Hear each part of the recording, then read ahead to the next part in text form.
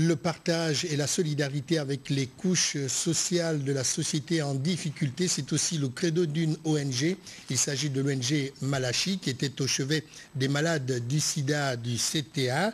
Eh bien, ils leur ont offert donc des produits vivriers il y a quelques jours. Eh bien, ce geste va dans la continuité des actions inscrite au programme de cette ONG. Je ne vous en dis pas plus. Voici ce que nous a rapporté Jean-Raoul Mbadinga sur les images de Jean de Dieu Mambondo. C'est un geste fort, celui accompli par l'ONG Malachi qui offre au centre de traitement ambulatoire des produits de première nécessité. Le CTA exprime des besoins énormes en matière de vivres. Les malades sous surveillance ont besoin de manger pour affronter les dures réalités des effets du médicament. Mais tout à côté aussi, il y a les orphelins du sida. Nous travaillons avec les gens sensibles. Certains sont rejetés, certains n'ont pas à manger. Donc en dehors de la prise en charge médicale, la prise en charge alimentaire et sociale est très importante. Parce que quelqu'un ne peut pas prendre ses médicaments sans manger. Donc, et en plus, les dons que vous venez de nous offrir là, nous saurons les partager équitablement. C'est-à-dire un peu pour les repas communautaires qui ont lieu 3 fois par semaine ici. Et nous allons penser aussi aux orphelins du sida et aux enfants vulnérables qui sont souvent accompagnés par leurs parents. Les membres de l'ONG Malachi ont exprimé leur joie de se retrouver ici en ce lieu souvent redouté où parfois votre présence suscite la curiosité. L'ONG a défini ce geste avec les mots. Cette année, la thématique que nous avons choisie, ce sont les personnes vivant avec le VIH, parce que nous sommes rendus compte que dans la prise en charge, donc dans l'accompagnement, il y a également la prise en charge alimentaire qui est très importante. Si on prend les médicaments et qu'on ne s'alimente pas bien, forcément on se fragilise.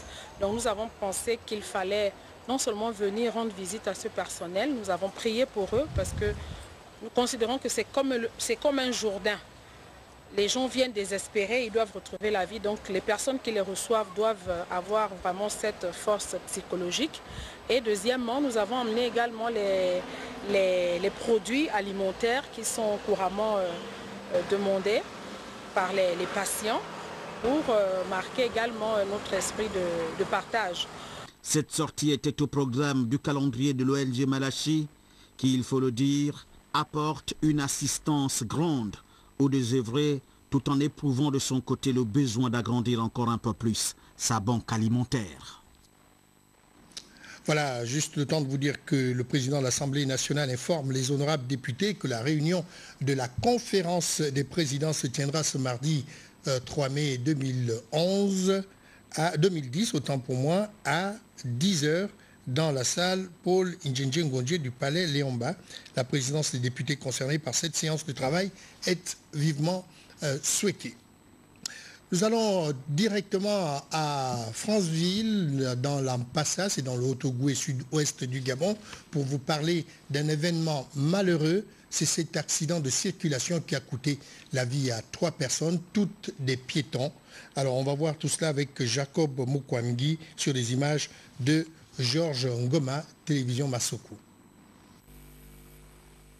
Les tristes faits se déroulent un soir du 30 avril vers 19h30 au quartier Hawaï, sous quartier de Montagne-Sainte, sur l'axe Épila-Pont-Saint-Hilaire.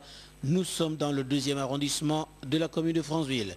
Bilan très lourd, 3 tués sur le champ, Mbou Vanel 13 ans, Cédric Lembele 14 ans et Doudou Mikoto Julio César 18-19 ans. 3 victimes qui n'étaient pourtant pas à bord du véhicule Toyota Hilux, plutôt surpris par celui-ci lorsque son légitime chauffeur a perdu le contrôle. Il s'agit donc des enfants qui étaient hors de chaussée et hors même du trottoir quand ils ont été mortellement fauchés par le véhicule, visiblement en vitesse excessive, en croire la position du levier positionné à la 4e vitesse. Mis à part ces 3 victimes, un enfant d'une dizaine d'années, connu par sa famille sous l'appellation de Salvat, a été admis en salle de réanimation dans un état comateux grave, ce qui a laissé Le docteur Ndouami du service des urgences, très prudent quant aux commentaires sur sa santé. Que l'enfant est dans un état de perte de connaissance, vraiment nous ne pouvons vraiment rien prédire. La colère de la population déjà privée d'éclairage public sur ce tronçon ne se fait pas attendre. L'entrée du service des urgences est prise d'assaut.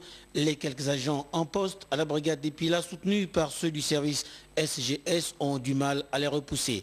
Jean-Paul Ledaga, maire du 2e arrondissement.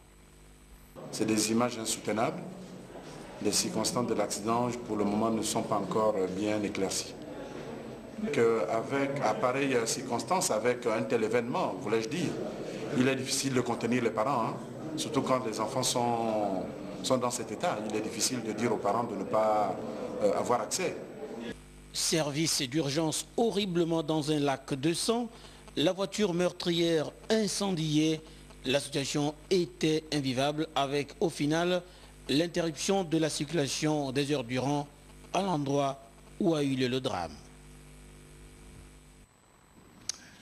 Voilà, c'est ainsi que nous terminons cette édition d'information, mais je vous invite tout de même à suivre le discours important prononcé par le ministre de la Communication, de la Poste et de l'Économie numérique à l'occasion donc de la Journée internationale de la liberté de la presse. Merci, on se retrouve demain à la même heure.